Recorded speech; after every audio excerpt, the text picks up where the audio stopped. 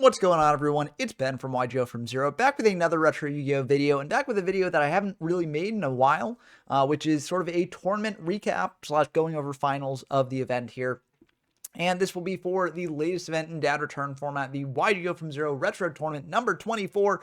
Kind of wild to think that we've had 24 of these so far. We hold one of these every month, and the 24th means that we've been doing this for 2 years. So that's quite a milestone. So thank you all for participating in these if you do. And if you want to participate in the next one of these, head on over to the YGO from Zero Discord server, linked in the description down below. But the 24 players, which is actually a pretty large amount for dad return.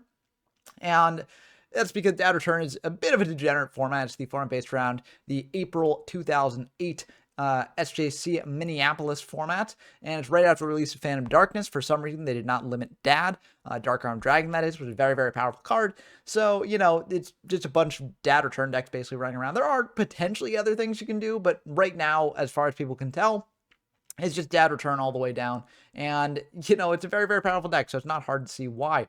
But let's go over the results of this tournament, the breakdown that people brought of the decks, and also let's go through the finals match and see how the two, finalists actually played. So, firstly, just going down to the deck breakdown here.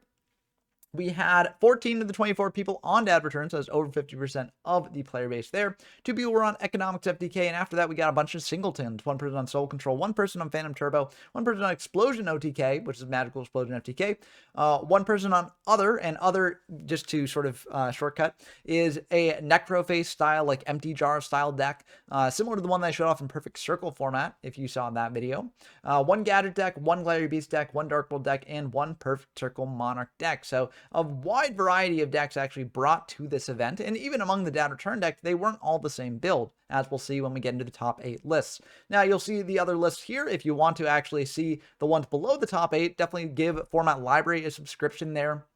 And you can see the full access of the event, as well as all the replays from the event as well. So it's a great resource if you want to get into these old formats. And you'll get access to not just this tournament breakdown, but also a bunch of others. So definitely do that if you're interested on that. And I'll be leaving a link to this breakdown in the comments down below if you want to see. And, if you're not subscribed, you still get to see the top 8 and the replays from the sort of top cut. So, it's still a very, very valuable resource, even if you don't shell out some money to get the full thing. So definitely check that out if you're interested. But going from the sort of, end of the top 8 to the top, we see that Perfect Circle Monarch, even though 1 person did bring it, actually did make it into the finals here. And Jim Bob piloted the deck. As you can see, they've only got the 1 Ryza because it is limited now. But Triple Kai slots into the deck very, very nicely. This is a very, very powerful card. Banishes a card which can be a better form of removal than Ryza is. And also, if you do get your opponent down low enough, you can potentially banish itself for game. So that's very nice as well. And you also see only 2 dads here, not playing the full 3, but I think it does make sense if you're playing this sort of Monarch deck. Also, Necrogardna, a card that actually did see play in other deck lists as well. Very powerful card, and a bit underexplored, I think. I could definitely see people play more of this. This card gets played a lot more often. It's a dark that's relatively easy to banish out of your graveyard if you get over 3 darks, but it's also a great way to stop an OTK from your opponent. So, most of the time people bring in like DD Crows to stop Dad Return, but maybe Necrogardna should see more play there. If you get engrave, it can effectively stop a Dad Return deck from OTKing you, basically as effectively as a DD Crow can. Although DD Crow, you could argue, does tamper with their setup a little bit more. You could also argue that Necrogardna is a bit more versatile. So, very, very cool list here from Jim Bob, bringing the Monarch representation into this format from Perfect Circle. And we see that also it tied for 5th in the top 8 is another non-Dad Return deck, which is very, very cool to see. Phantom Turbo from Soul Emerald 69. If you know Soul Emerald 69 and have been watching my channel for a bit, they like to cook up some very, very neat brews in all these formats. And there's no exception. I mean, this is taking cues from the Edison deck, where you play Phantom of Chaos to, banish a Sky Scourge Nurlerus from your graveyard to wipe the whole field. And then you've got Dark Creator as well to, come down and potentially revive Dark Monsters from your graveyard. So very, very cool deck. 45 cards.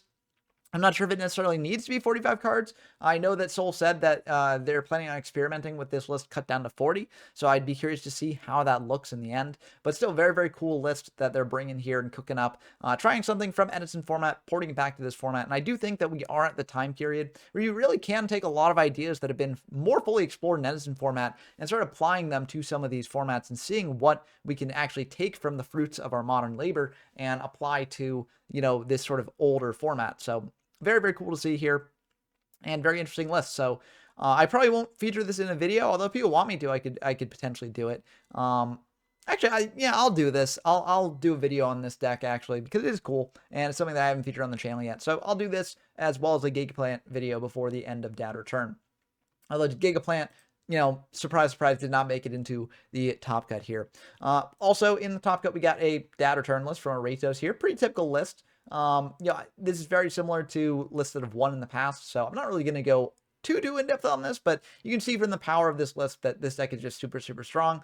Triple Dads there. You got a Grepper. You've got a double DD Crow to stop the other Dad Return decks.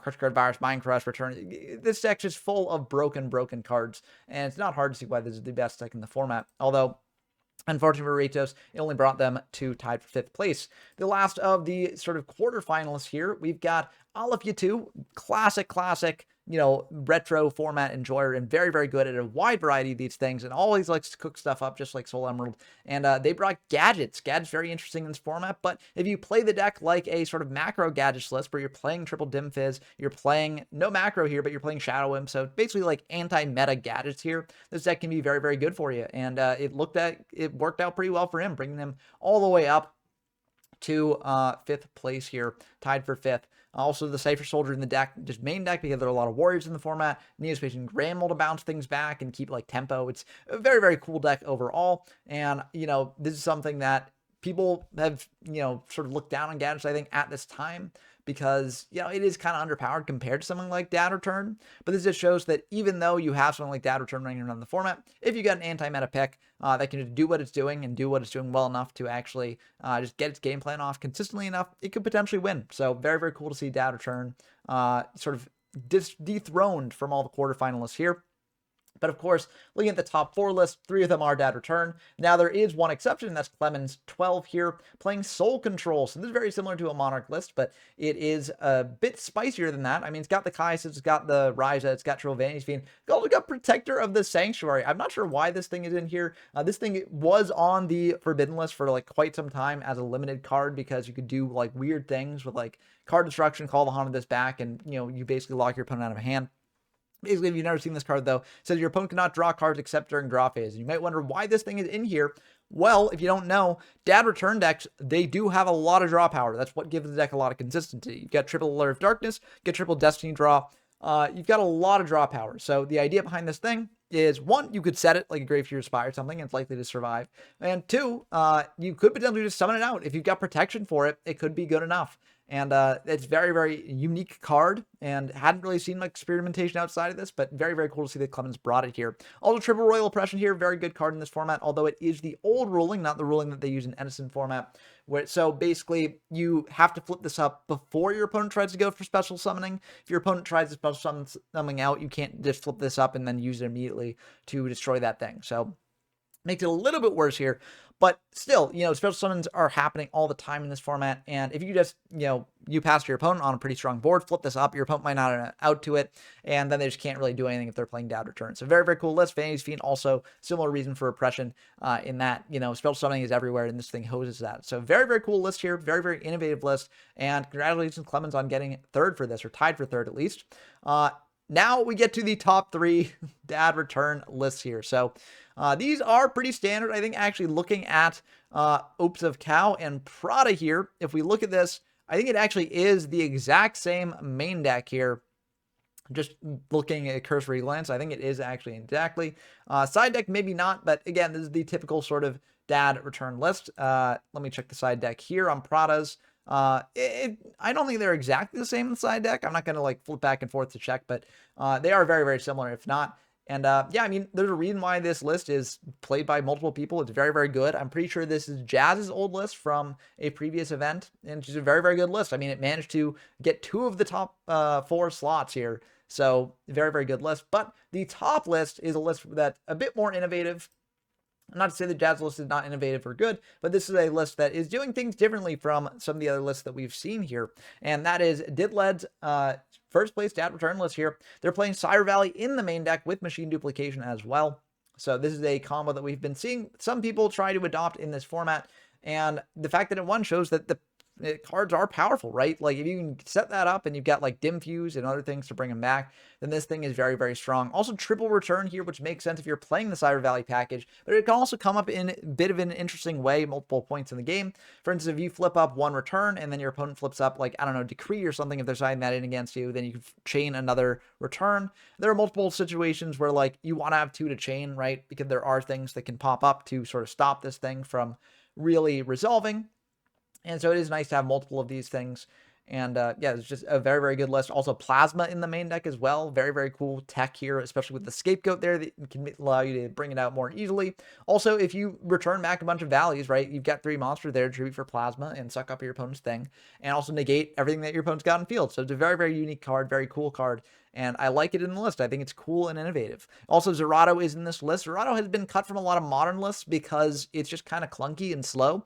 But it can come up, right? Especially if you're playing more of a banish-focused deck. If you banish this thing, bring it back, it's basically Lightning Vortex on legs, and it's got a pretty high amount of attack as well. So very, very cool stuff there. Necrogarden also in this list. As I mentioned, multiple people have been experimenting with this, and I think the fact that it managed to do so well in this tournament is a sign that it's something that people should look at in the future. Goldstark also on this list. Not every deck plays Goldstark, but like Goldstark can be strong just setting up your plays later. Also just setting up a monster to bring back off Dimension Fusion or Return. So this thing is very, very powerful in multiple ways in this format. So very cool list overall. I'm not going to talk about the side deck too much, but it's got the typical, like, it's got Crows, it's got Cyber Soldier for Warriors, Spell Cancelers for the FDK matchup, that can be pretty good, Decrees, Necromana King also for the FDK matchup, I'm pretty sure. So it's a cool deck overall, and congratulations to Didled for actually managing to pull this one off. Now, let's dive into actually the finals replay to see how that finals match actually went between Didled and Prada here. And let's see how this game actually turns out. Now, normally when I do replays, it's myself playing and, you know, I just show my perspective, but here I'm actually going to show both because I think it can be good to analyze the actions of players who play this format at a pretty high level. You have to play it at a relatively high level to actually reach this point, even if the format is sackier than most. I mean, there is some skill involved in actually making this far, and it often takes a different type of skill than some of your other formats. Like, that is something that I found, like, there is value to playing these sackier formats because it does train different instincts here, and I think Dad Return has some very interesting dynamics that are very unique to it, so it's very, very cool to see what skills you need to do well in it and what skills you don't. So triple upstart coming down right away. So drawing 3 cards deeper in your deck does give Didled 3,000 more life points, which can matter at different points. I mean, Dad Return is a deck that tries to OTK you a lot of the time, and with 11,000 damage, it's a lot harder to OTK. But in this deck, it's probably just better to draw deeper in there. So I think that going for the 3 upstarts is the correct play. They've got multiple Rota targets in the deck, so they don't necessarily need to go for Rota before doing this, because, you know, if they drew into one, they could decide what to Rota out, you know, at that point. But they're going to go for Rota for Stratos, getting a Mally to hand as well. And then they're going to pitch them, not the Mally, but the Disc Commander there. That's a bit interesting. I could definitely see either or. I personally would have pitched the Malicious probably, because if I draw like Crush Card or something, that's very good. But if you pitch the Disc Commander, then you can like draw into Reborn and bring it back. It's just like, do you want to extend that far this turn? Because you can't actually like kill unless like you're playing things in the deck that can like actually stop what your opponent's doing on the following turn. Like maybe you're trying to draw into more DD Crows or things like that, or stuff like that. But the thing is, if you're drawing into things like Crush Card, you need to also draw into a Revival thing for the Disc Commander here. Whereas if you just pitch Mally, then if you draw into Crush Card, then you actually have that online. So I probably would have pitched the Mally there. But they drew into 2 monsters, a Card Trooper and a Dasher there, so it wouldn't really matter either way. But also, if the Mally had been pitched, then potentially next turn you banish it, bring out a Dasher in case you really need to. And then you also have Dim Fuse online for that. So, I don't know. I think that the Mally might have been the better choice here, but it's all hindsight stuff. And also, you know, it should be mentioned that I am doing this commentary just largely for myself and for y'all, just to try and work out like what I think the best plays might be and what they might not be. Because I think that just trying to think about this and trying to think, okay, what is the optimal play here? What is the pros and cons of everything? It's just a good exercise that improves your skills at the game either way. And I'm not going to be 100% accurate on this. Like, I'm not, you know, in the finals of this event, winning this event, right? I'm not the best Dad Return player out there. I'm not the best Yu-Gi-Oh player in general out there. But I do think it's something that everyone should try doing. And so hopefully seeing me do this can sort of give you some insight into doing it yourself. And when I'm saying this stuff, I'm not saying it to say like, oh, run from red, they're trash. They didn't pitch the Mally instead of the disc commander, blah, blah, blah, blah, blah.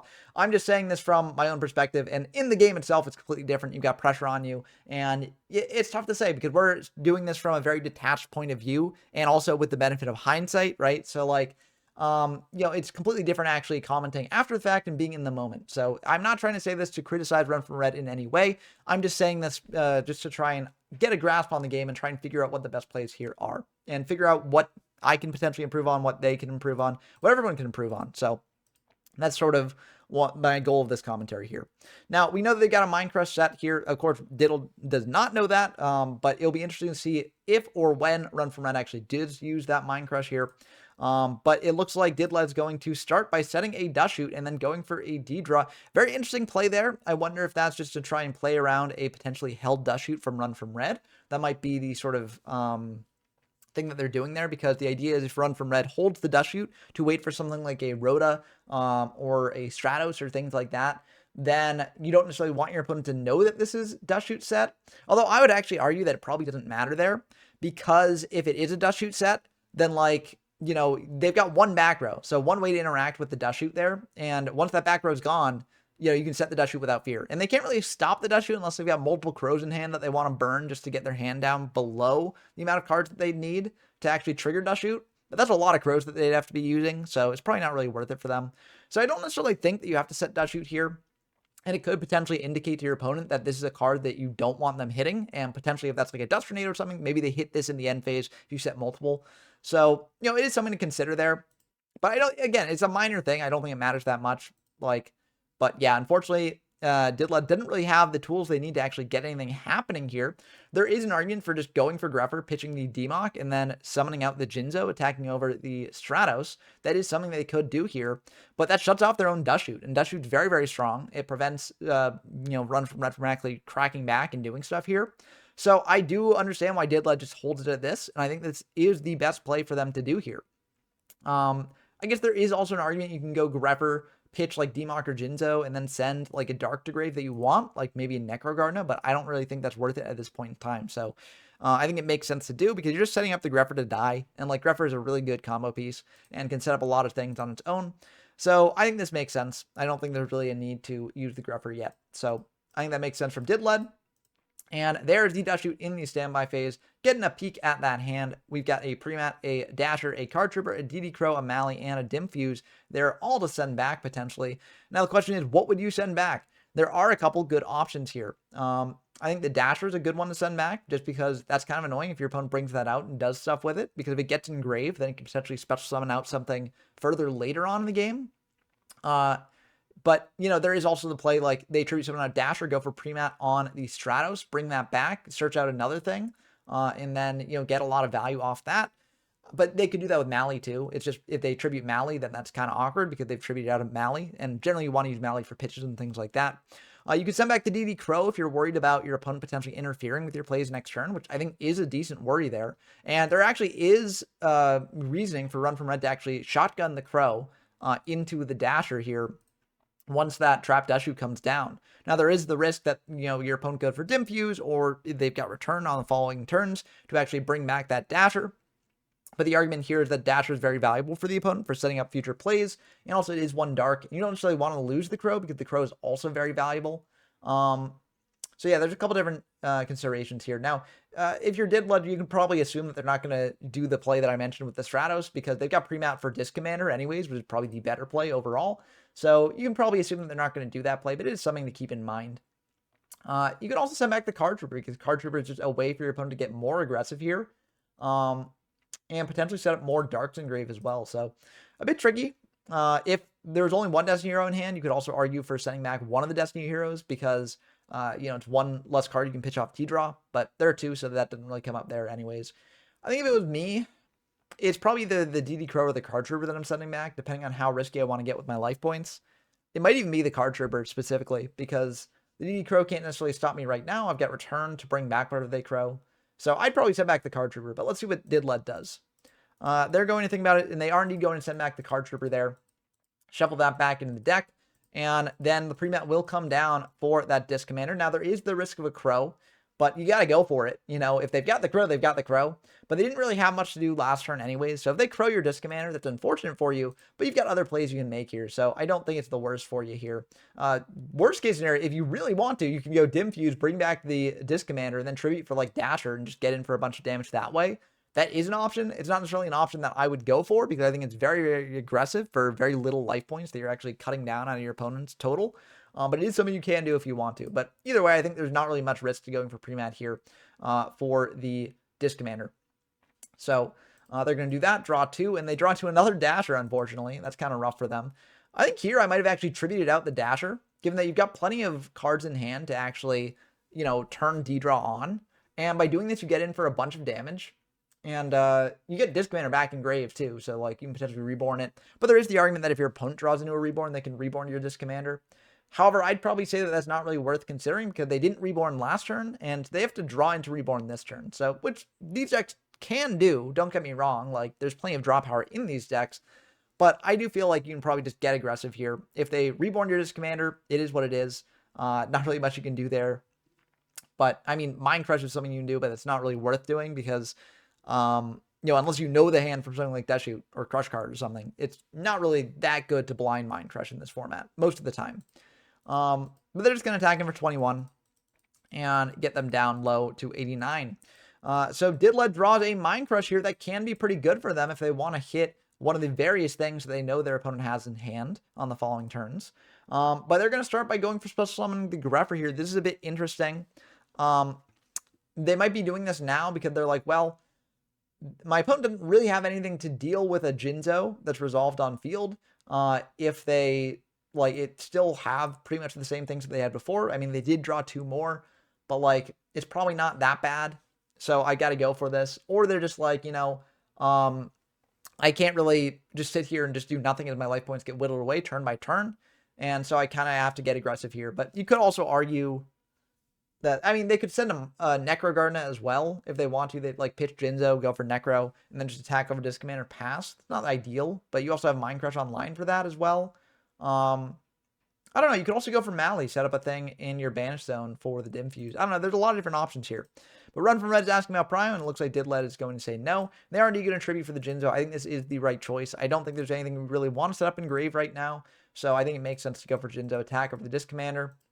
And that does drop Run from Red down by 2,100. So they are pretty low now. So, you know, that is something you have to consider, right? Like, life points are a resource in this format. Don't get me wrong, but, like, it can come up and it can actually be a bit rough for people if you do lose too many life points. But Didled's going to set the Mind Crush. I feel like they're probably doing that in case their opponent clears the Jinzo.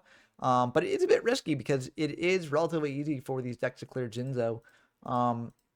You could also potentially argue that Didled should have waited a turn just to set the Mind Crush, resolve the Mind Crush, and then bring out Jinzo on the following turn. But I think it's fine just to doing this. I think Jinzo is a threat that your opponent has to answer. And from what you know, it seems like they don't have any answers right now. So, and if they do answer it, you can Mind Crush, potentially send some things in motion there and see what happens. But Alure's going to come down. That's going to draw 2 after that Destiny draw. I think Destiny draw pitching Mally was the right choice. And now they're going to go Allure as well. You can argue, actually, for banishing the Mally here to bring in another Mally, potentially going for the Destiny Hero Dasher or, like, you know, the Jinzo. There are a couple different arguments here, but Allure is pretty good here because you draw 2 off Allure and then you banish the Jinzo. You can bring that back off your Dim Fuse. See, here I would not necessarily have done this. I would have probably done Mally here. Mally, you know, bring in another Mally, potentially tribute out the Dasher then, and then go for Dim Fuse, because then you actually bring out a Mally and a Jinzo on top of that. You can tribute the Mally for the Dasher, and then that's 3,100 plus 24 plus 18, and that's a lot of damage going in to Didled's face. And also, you actually get to clear the Jinzo pretty easily there. But I think this is fine. It's just like not as much value as you could potentially get off the Dim Fuse there. So. And they're going to go for Warrior Lady. See, this is, yeah, I feel like this is a bit of a mistake. I do feel like this was a bit of a missed opportunity from Run from Red. If they'd gone for Mally, brought another Mally, treated the Dasher, and then Dim Fuse back the Jinzo and the Mally, treated the Mally for Dasher's effect to buff it up to 3,100. I feel like that would have been a better play because then you save Warrior Lady for just gummy game states later down the line, right? You could argue that that puts too many darks in grave, which is fair. But I think like you're at the point where you're just trying to press your advantage and win here, right? Because if you attack over Jinzo, that gets 4 darks in grave for your opponent. And so they're off dad.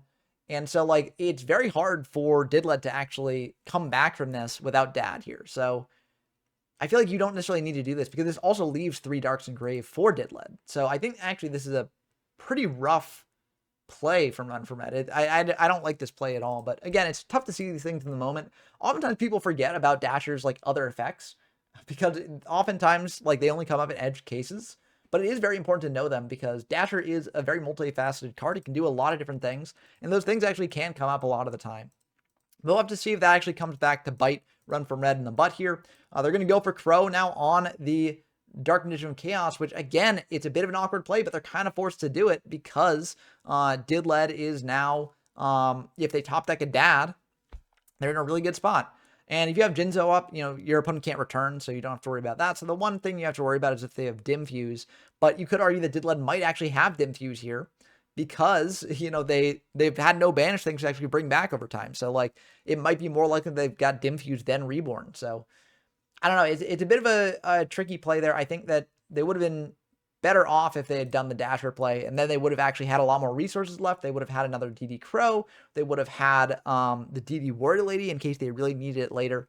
So, I don't know. I think that there might have been a better outcome there. But it looks like they're probably going to win either way here because, unfortunately, Didled just has that heavy, and that Jinzo is going to stop that return from going through. And yeah, it's just going to be the end of the game. So it looks like it didn't matter for Run from Red, but there were some situations where it actually could have ended up mattering. And so I think that the Dasher play would have potentially been a bit better. But it's tough to see all the lines in this format because there are so many lines that Dad Return can do. That's part of the tricky thing about piloting this deck, is that it really does feel like a more modern style combo deck than anything up to this point in the game's history, which is part of why this format's so exciting. Also part of why some people hate the format because they don't like that sort of element of it. But it is something that's very unique about it. So very cool in that regard. But let's just go and start by summing out Sire Valley, setting return, passing back. I think this is really the only thing they can do. You could argue maybe hold the return for later, maybe just pro set heavy, maybe just hold the heavy and just use heavy to blow up your opponent's back row on the following turn. But I think this does make the most sense here. If your opponent blows out your return, we know that Didled plays multiple returns in the deck, so it's not like that card's gone forever. Also, if your opponent attacked in a Sire Valley, you banish the Sire Valley, then you're setting up for really good plays on the following turn with the return there to return back the Sire Valley, brain con your opponent's monster, banish both, draw 2, and potentially set up a bunch more plays in the future. So I do like this play from Didled. I think it is the best play to do here. Now, Run from Red actually has a bunch of options of their own. They've got a Brain Con too, so they can actually go for something like Brain Con, take control of Sire Valley, and do things with it, right? Unfortunately, they did double draw Mally, which is very, very rough. There aren't really too many ways to, you know, sort of fix that in this game state, but you can potentially bluff that you have a Mally still in deck. I mean, you go D-draw pitch Mally, and then your opponent's like, oh, you know, they can bring out a Mally at any point there, so I have to keep that in mind. Another thing that they have to play around, which, you know, they don't necessarily know that you've drawn it, so yeah, and now the True Nade is going to come down here. I think actually there is a world in which before you do this, there's a world in which you go pre-mat on the Mally. It may seem weird, but if you go pre-mat on the Mally, then True Nade, you know, bounce back the pre-mat to hand, bounce back your opponent's thing to hand, and then you Brain Con the Valley, then you get a fair amount of value off that. You've cleared the Valley, you've drawn 2, and this Mally is not going to get any value in the graveyard anyways. If it baits out a DD Crow, then you are perfectly fine with that. Sure, you've lost the pre-mat, but I mean, I guess you could argue that, like, you do really want to play around the DD Crow there.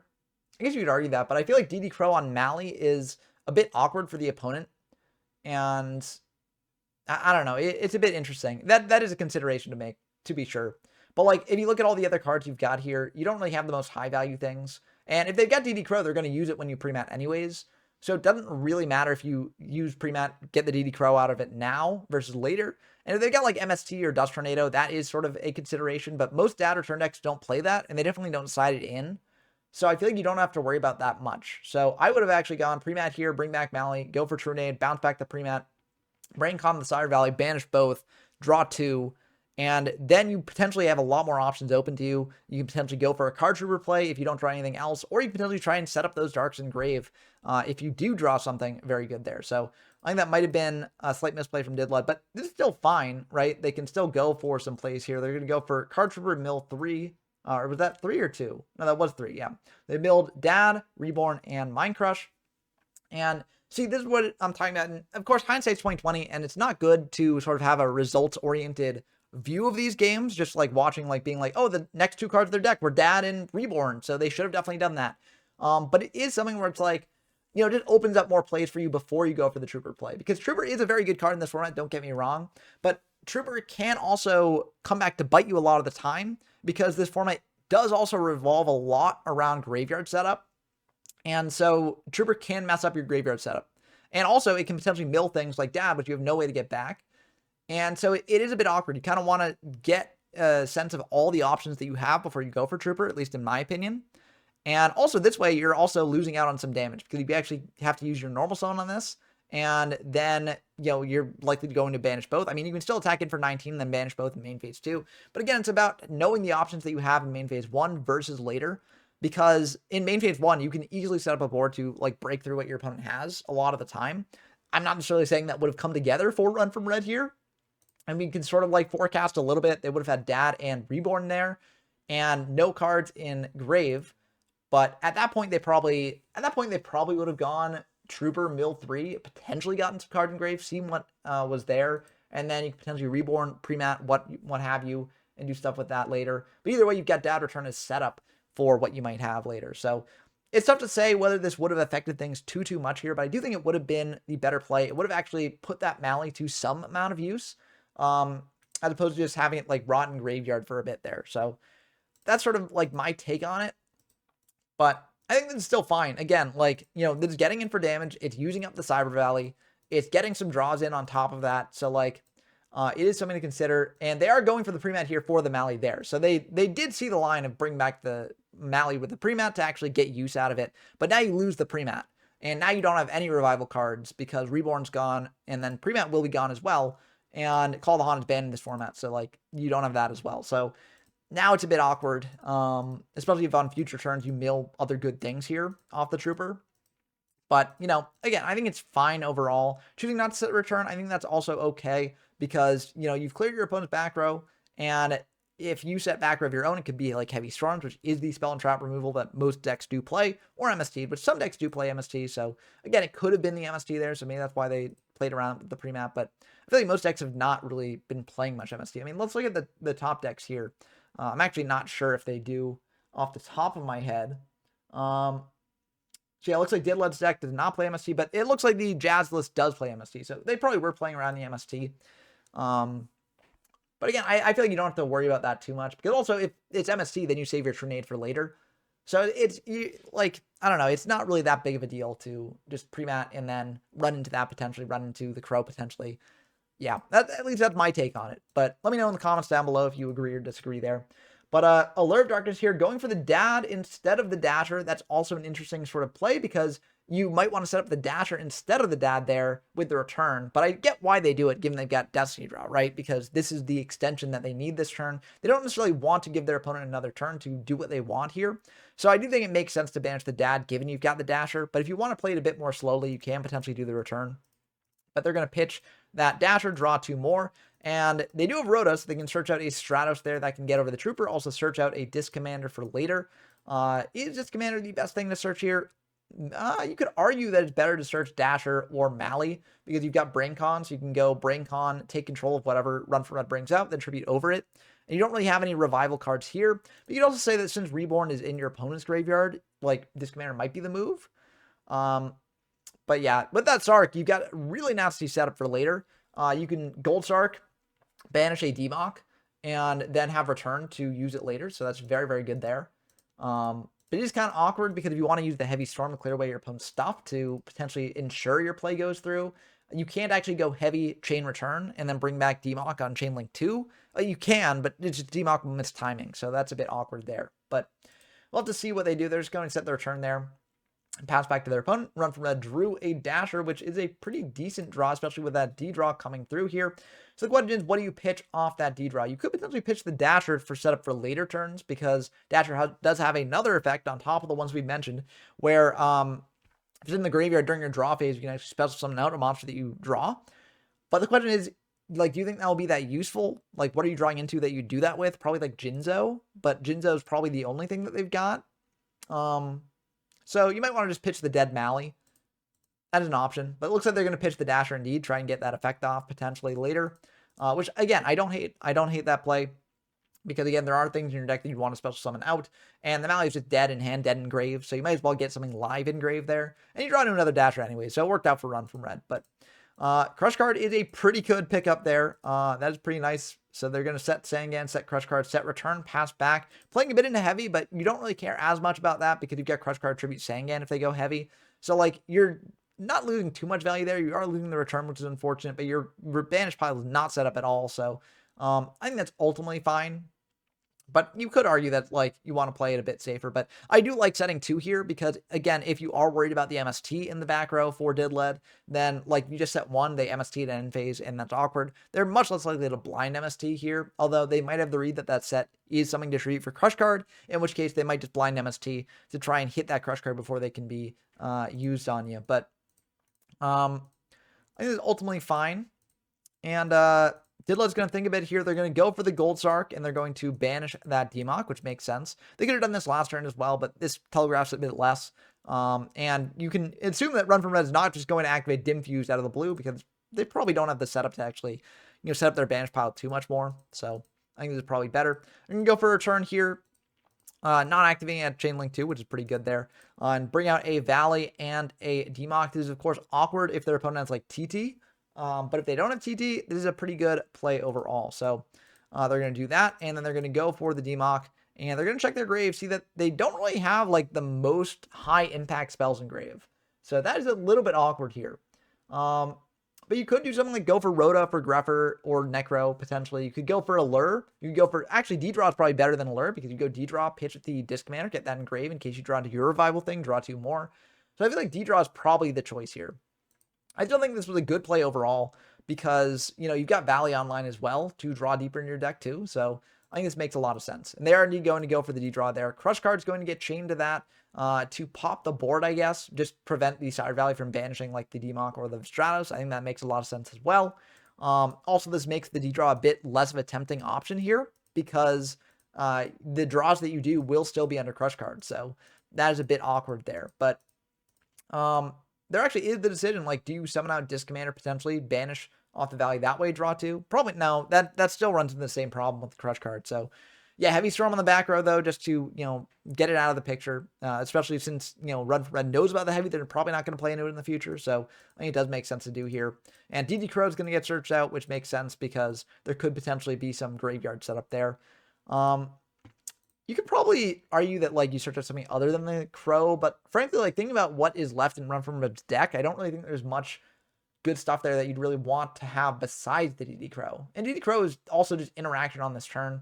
So, like, if Didled draws into anything really good, like a Reborn or something to bring back Stratos if they so wish, or bring back the Disc Commander, which they're probably going to pitch here, then you probably want to do this. So, yeah, I think this makes a lot of sense. And Scapegoat's going to get set there. And it looks like Didled's going to play it a bit safe, which I do not hate. I do not hate this play. Some people would have just shotgunned the D-Draw, just been like, well, it is what it is. I'm going to go for the D-Draw, get the draws while I can, and just leave it at that. But I actually think this is a very, very, sort of patient play from Didled that is a good one, right? Your opponent has to get through Cyber Valley with, something like a dad or a removal effect or something if they want to actually attack into you. And if they do that and they try and pop your other back row, you can potentially go Scapegoat. You can potentially go Return. Of course, Return will take... You can't activate Return the same turn that you do Scapegoat. So, like, you'd probably just do Scapegoat because Dad can't beat through that. And Scapegoat protects you for a turn, right? And then you've got BrainCon on top of that to take control of the Dad, pop your opponent's board on the crackback. So, like, I do think that this is a very good play. You could honestly even argue to not set Return. But I think the reason why setting Return here is good is because if your opponent doesn't do an aggressive play on the following turn, then you go for Return, bring back your Demok, get a spell back, and then you're sort of doing stuff on top of that. Now, it's a bit awkward because you don't have any really, like, powerful spells in grave. Like, it's just Heavy, Stark, Rhoda, and Allure, which, like, are not ideal here because, just like you don't want to D-draw into, more cards from deck, you don't necessarily want to do the other things except for Rhoda from deck.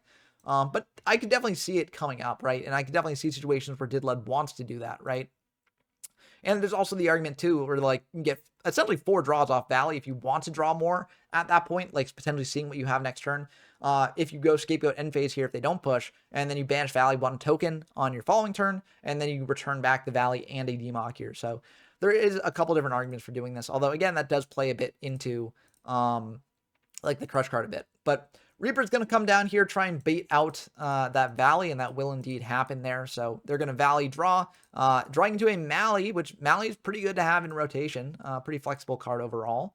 But yeah, then they're going to pass, and it looks like it's a Necro Gardener drawn off the top, so that will also get under crush card there. So a bit of an interesting decision for Didled. They could potentially go for return here, bring back the Valley, bring back the Chaos.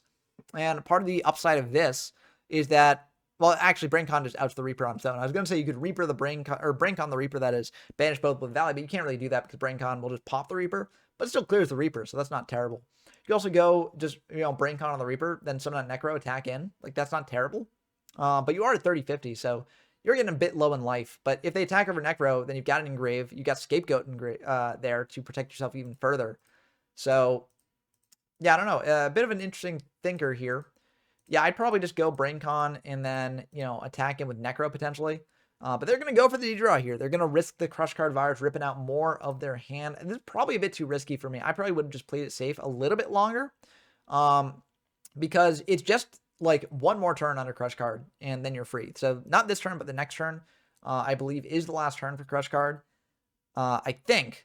I could be wrong. But it looks like they're going to risk it. And they do actually get a little bit rewarded for that with a D-Draw and a Dim Fuse, both of which are very, very strong in this situation. So they're going to go for D-Draw again, pitching the Disc Commander, and they keep drawing under Crush Card. That's kind of wild. It does happen, though, and Minecraft's very good there, potentially. Now, the reason why it's only potentially good is because if you do Minecraft, call Crow, your opponent just chains Crow, pitches it, and then they don't have Crows in hand. So, like, it can be a bit awkward, but, given the layout of Didled's hand, they can potentially play around that by setting their spell traps in the back row, just leaving a Necro Garden in hand, and then, this baits out the Crow immediately, and then when Minecraft resolves, you get Necro Garden in grave, right? So there are some things that you can do here that could be pretty good. This is a bit of an interesting one, too. Now, you could potentially go return here, bring back Valley, bring back Demok. Demok back. I don't know what you Demok back, though. That's the problem. But, like, then you can go Valley, draw 2, and then Dim Fuse them back again.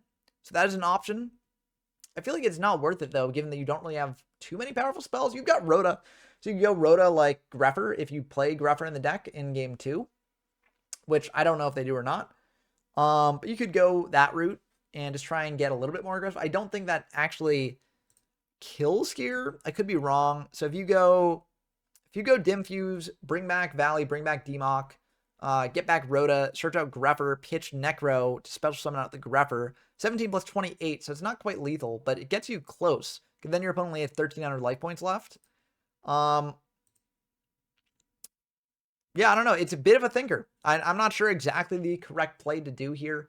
But it's another way to draw deeper into the deck if you want to draw deeper into the deck. So that is also another consideration here. But a lot of different options here. They're going to go for the Dim Fuse indeed, dropping down to 250 life points. Oh yeah, that's a good point. You can't go return, then Dim Fuse. You have to do Dim Fuse, then return, because you're down so low that, like, return would actually prevent you from acting the Dim Fuse. So very important to note there. They're going to go for a Demok here, target the Rhoda, which I do think makes some sense.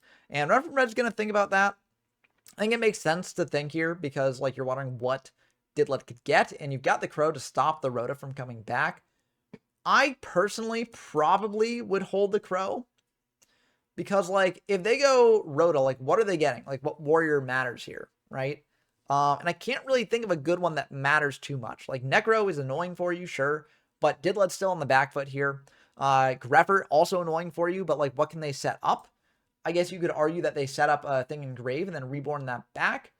But if they got Reborn, you're kind of cooked either way because, they can Reborn back the Dasher, and then what do they do from that point? So they Reborn back Dasher, they contribute something, buff that thing up to 3,800, and then they've got any way to beat over this Mally, then you're kind of cooked. So actually, if you Reborn back Stratos, search out Dasher from deck, tribute out the Dasher that way, If there's something you could do there, maybe. I don't know. I could definitely see some plays that are definitely bad for run from red if Reborn is in the picture. But if Reborn's in the picture, you just hold the crow for that, right? So I think, honestly, I mean, there's also the possibility of reborning from run from red's graveyard. But, yeah, I guess if Reborn, then you are cooked because, they go Roto, search out Greffer, summon out Greffer, Reborn back the Dasher, and then you're actually dead because you go Dasher, tribute out Valley, buff it up to 31, and then Greffer attacks over Mally, and then Dasher, Demock attacks directly. So I could definitely see the reason for going for the Crow here on the Roto. Yeah, I could definitely see that. Now, you could argue that that's a bit too much of an edge case to actually care about the Crow in that situation. But you could also argue that Diddla is being very aggressive this turn, playing into Crush Card Virus, and, like, there might be a reason for that. Oh, actually, no, you know the whole hand. So, actually, they don't have Reborn in hand, I believe. Yeah, they don't have Reborn anywhere here. So, I think, actually, you don't need to worry about the Rhoda, since you know the entirety of the hand and field. So, I mean, if they draw into a Reborn off more stuff, then that's awkward, but, like, they have to actually expend resources for that. So Run for Red does let it go through, and I do think that is correct for them. Because again, they need to draw into more things and set up more things. So yeah, but Mally will come out from the deck here, so that is a consideration. Yeah, Mally can be used for the Cider Valley, so actually that might tie things together here.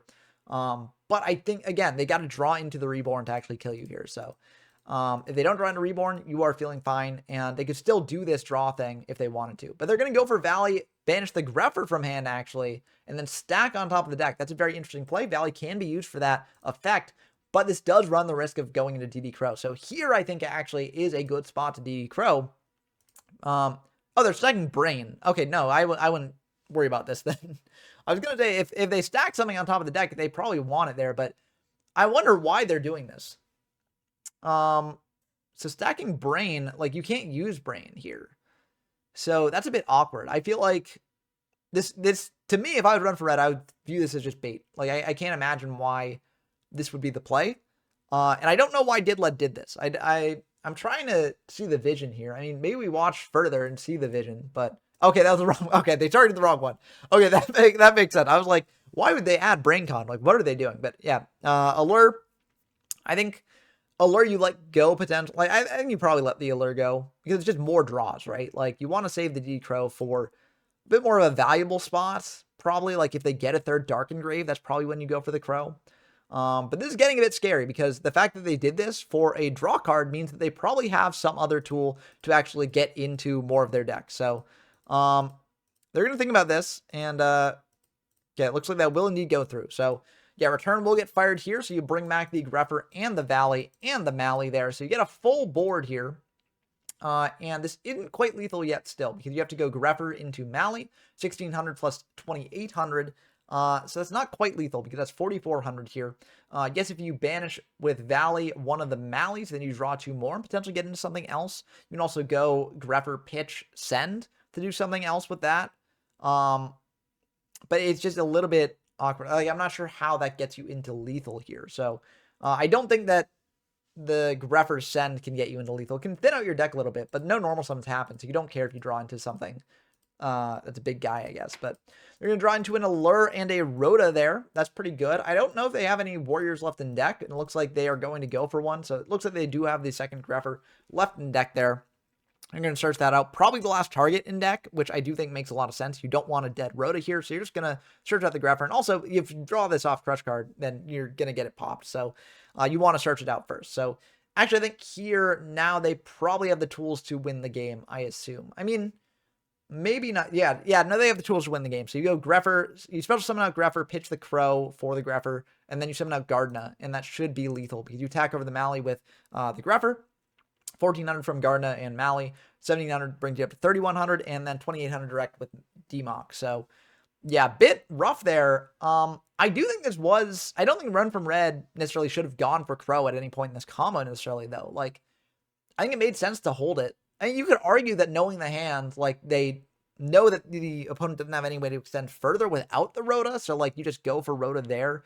But the problem is that Diddla did have other ways to extend further, in which case you just banish the Valley and the Demock, draw 2 more, and then you still extend further with that. So, like, I do think it made sense for Run for Red to do this. It just, they did get a bit punished for it. And yeah, that will indeed be the end of the game. They're going to just go for 2 more draws just in case. I actually really disagree with this play here because you have lethal on board. So I do disagree with this play. I think this was a bit greedy. Oh wait, no, actually you can't spell this thing out because you need a level 5 or higher thing. So never mind. Actually, that was not a bit greedy because you do need to do this to win. So apologies. Again, I'm not perfect. I'm not the best dad return player alive. But those are some pretty great draws. This should probably do it because you reborn back the dasher. You can reborn back so much and just win the game from that. So yeah, that will be the end of the game. There's the dasher there. Again, a couple ways you can do this. You can just normal summon out the other Greffer and beat over everything like that, or tribute the Mally, buff up the dasher, all that stuff. So yeah, rough stuff there. And again, I don't think necessarily Run for Red played the end of that game badly. I think that it was just like that turn, things went well for Didled, and it ended up that way. But again, these decks have a lot of different lines, and there are different times to actually use the crows, not use the crows, and that is a bit of a debate in the moment. So I don't know. Let me know what you think about that down in the comments below, because I'm curious to hear all your thoughts on that turn there. Going into this last game, we get a D-draw fired right away, pitching the Disc Commander, drawing 2. Again, I probably would have gone for pitching the Mally. If you have access to Disc Commander and Mally in hand, I probably would have gone for the Mally. But you do have the pre-mat there, so you can just pre-mat back the Disc Commander and go for that. So, the argument's there, like, you just do that instead. And also, you've got the Greffer as well, so Greffer, pitch Mally. So, actually, I think this probably was right then, because if you draw into Crush card, then what you do is you special summon out Greffer by pitching the Mally, or you just normal summon Greffer, pitch Mally, set another thing, banish the Mally, bring out another Mally, and then Crush card away. So yeah, I think this actually is the correct choice this time from Run from Red. Yeah, I didn't analyze the hand fully. So yeah, this is the correct choice in my opinion, because that sets up for pre-mat. And if they got Crow, but like, you've got plenty of things in your graveyard that you're fine potentially losing Crow on one of them, right? They're gonna go for the pre-mat right now to try and draw deeper into potentially the Crush card or something like that. I think this is probably fine. There's an argument for going for a Lure before going for pre-mat, and there's also an argument for going for Rhoda first, but like, it depends on how many Warriors they still have in deck, right? Do they have a Greffer and a Stratos? Do they not?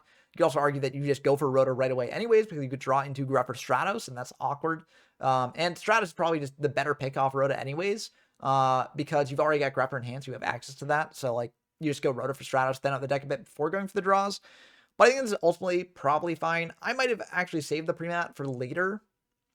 But I think it's fine to do this. It just exposes you to a bit more aggression, but it does draw you deeper into hopefully like a Crush card or something like that.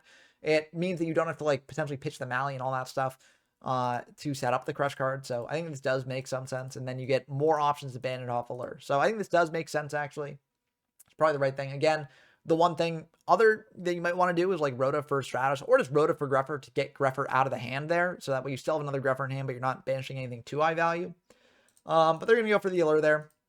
Okay, looks like they also play a Warrior Lady, so that's probably why they were holding the Rhoda, because they got more targets than just the Greffer and the Stratos. Yeah, I think we knew that from the list, so that's my bad for misremembering the list. And in the moment, like, when you're playing these games, you know your own list better than I can know you. So, like, that's also something to consider in this commentary, right?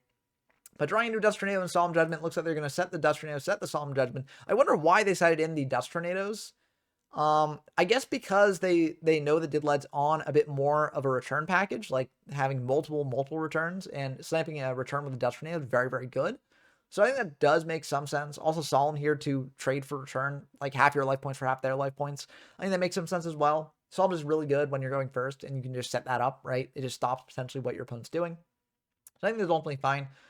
Setting the Warrior Lady, I don't know. I think that can go either way. It does get another body on board, though, so that's kind of fine. But honestly, there is a world in which you distribute over the Disc Commander for, like, the Destiny or Dasher, right? Just to get that in rotation. Or just Rhoda for Stratos, gets a search off Stratos, and have that. But you also might be out of Stratos searches. So that is something that maybe you're saving the Rhoda for the Stratos to pop back row instead. But you've already got Dust Tornado, so that's kind of awkward. But I don't know. It's a bit tricky. There are a couple different things that you can do there. None of them are like a super compelling end board. But it is what it is. Sometimes the deck won't actually have the way to get into that super compelling end board there. But Heavy is a great draw off the top. Baits out a Solemn Judgment at the very least. So they're going to go for Valley here, then go for Heavy, trying to bait out like a TT or something, because they figure that they probably get out better in that trade than their opponent. I actually probably would have just Heavied and then summoned out Valley. If they've got Dust Shoot, they're just going to go for that right away. If they've got Crush Card, they're going to see the Sire Valley in hand anyways, and they won't have any way to interact with it later. Because when you activate Mind Crush, you have to declare as cost, right? You don't declare, I'm pretty sure you declare as cost. And so, like, if you go, like, Chainlink 1 Mind Crush, Chainlink 2 Crush Card, you don't get the information from Crush Card before resolving the Mind Crush. So, like, I think, honestly, you could just go heavy before this because, like, you're probably fine with that Valley just sitting on board, being something to banish, bring back with a turn on a following turn. So, yeah, I think, honestly, the heavy should have come before the Valley here. But, again, like, I'm getting into a lot of nitpicks in this sort of analysis here. But, I don't know, I guess I'm in a nitpicky mood here. But Didled's just going to set a Crush Card, set a return. This is probably to play around something like a Dust Tornado or MST. They didn't see Dust Tornado in the last game, but they might have seen it in some previous replays from Run for Red. I don't know. I didn't watch all the replays for the event. So maybe that's why they set 2, or maybe they're just playing around because it's like, it's something that they could potentially have, and they're not worried about a heavy from Run from Red because they saw them to protect the other back row that they've got. So clearly that back row that they've got is somewhat important to them. And here's something interesting, actually. If I was Run from Red, I actually might not have gone for the Solemn there. Because, you know, just blind Solemning when you don't know what your opponent has in this format is a recipe for potential disaster, because all you've got in attack is a Disc Commander there, and you're already pretty low in life.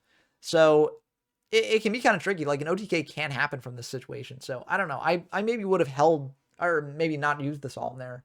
But I guess you really want to snipe that back row in the end of the turn, so that is also an option. It looks like they will be able to do that if they so wish, and they are going to go for Dust Tornado hitting the return, which is probably the thing that Didled did not want to get hit. But yeah, the pre-mat will still be there with the Disc Commander there. So, but yeah, a lot of debatable sort of things that could change or not. Now the Dasher comes out, so I think this could have been done. Again, as I mentioned, I think this could have been done turn 1. Also, like, if this had been done turn 1, it de-incentivizes your opponent from activating heavy on your board. Just if you have, like, the Dust Tornado set, which I maybe would have done, unless you're afraid of your opponent OTKing through you, in which case Dust Tornado Solemn, but in that case, you'd still just let the Heavy Storm take it all, because, like, you don't want to Solemn and then have nothing to stop an OTK. So, yeah, it's a bit interesting here, whether you play around heavy or whether you play around the OTK stuff. But I think when the heavy comes down, you just gotta, you know, be like, okay, well, I have to let this go at a risk of losing. But luckily, it didn't really turn out too poorly for Run from Red there. And now they can go for Reborn on the Disc Commander, draw 2 more, and now they're in a very good spot. Now they can act. Oh, wait, they already normal summoned the Disc Commander. Yeah. I mean, that's another reason to potentially set up the Dasher turn 1.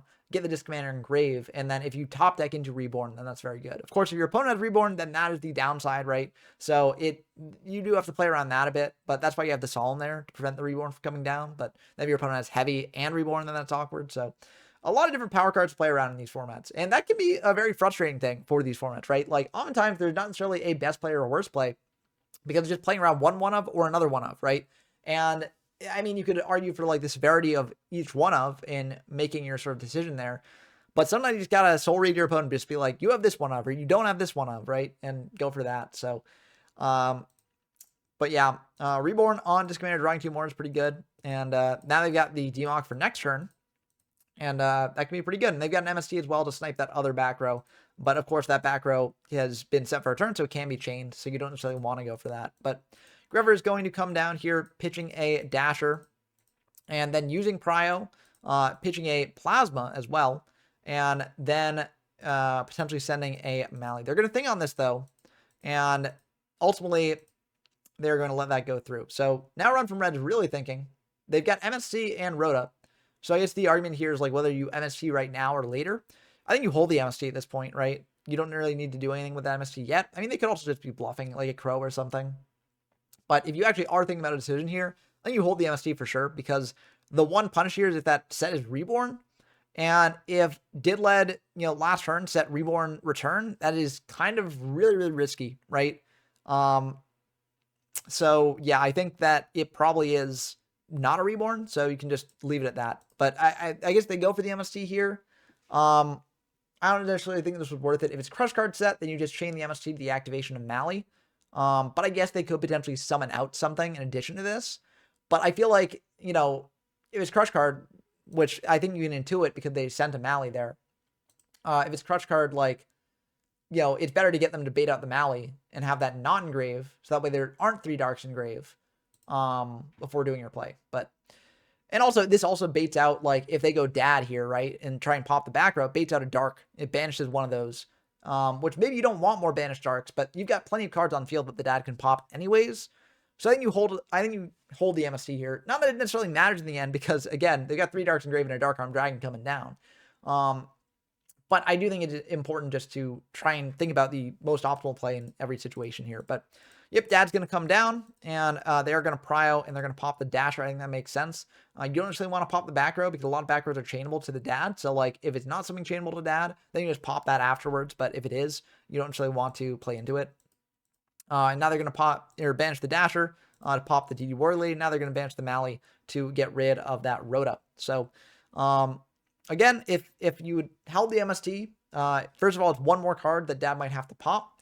Second of all, it potentially baits out the Mally and gets that out of the deck. So, you know, it's out of the deck, but also it's not engraved, so your opponent can't banish or pop as much with the dad here, which potentially could leave you with something like a Warrior Lady in rotation, because they'd probably prioritize popping the back row here. So having the Warrior Lady could actually be really good on the following turn if you go Warrior Lady into dad, banish that. I mean, it's awkward because you're taking a bunch of damage here. So actually, you might not even be able to do that. Yeah, 2,500 into Disc Commander is still not enough there, but at least you have the Warrior Lady to potentially make a play of some kind, right? And if dad attacks into the Warrior Lady, just trying to clear it, right, and they attack Greffer into the Disc Commander, then you've done a lot of work there. If they attack Greffer into the Warrior Lady, you still do some work. You banish the Greffer, so it's one less card on field for them.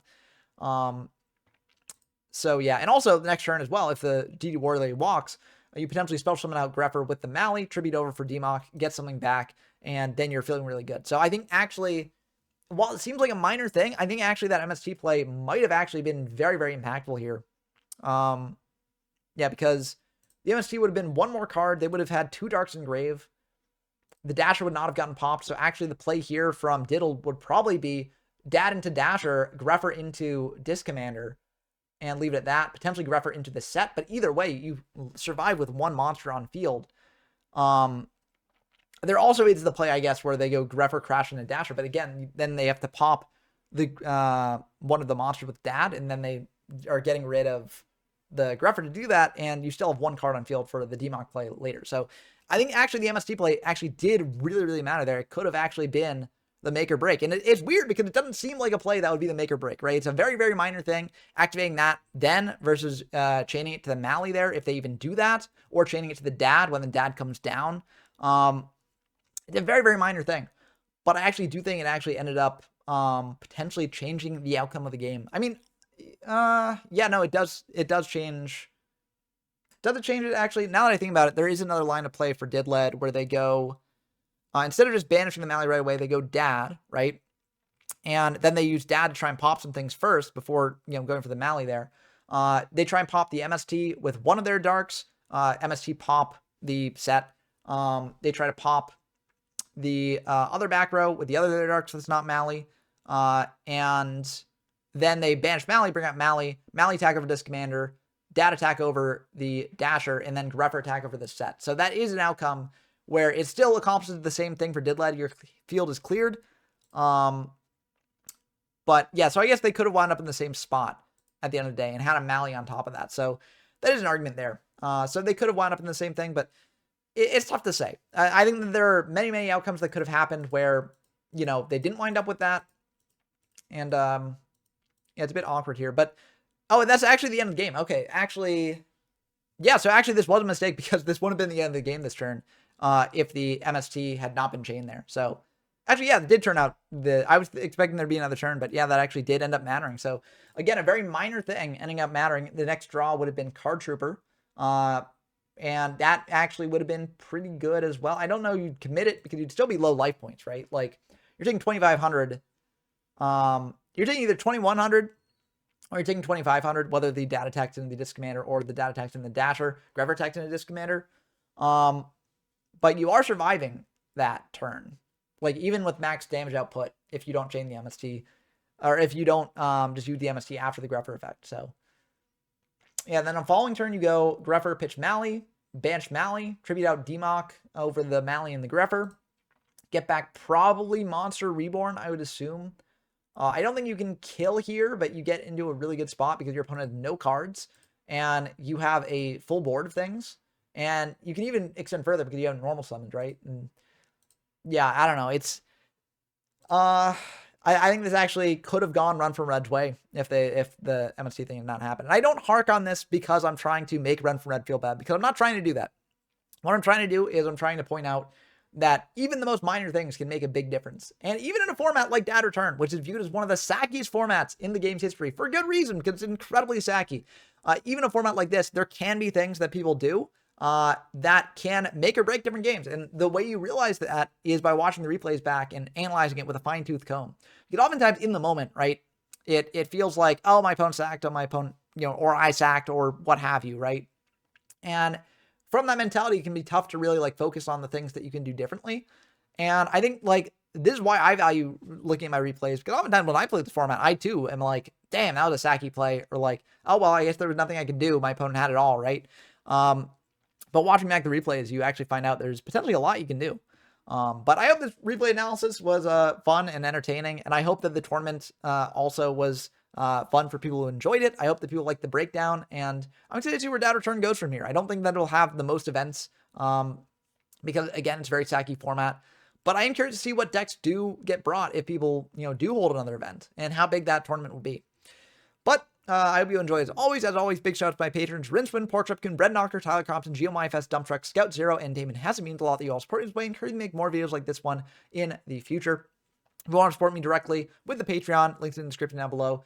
If you want to play in the next YGO from Zero Retro Tournament, which will be in Gladiator format, head on over to the YGO from Zero Discord server, linked in the description down below. And I hope you enjoyed it as always. Let me know down in the comments if you like this sort of thing. I know I went a lot more in depth into the replay here than I normally do. Let me know if you like that level of depth, or if you want me to just tone it back a bit and just do something a bit quicker.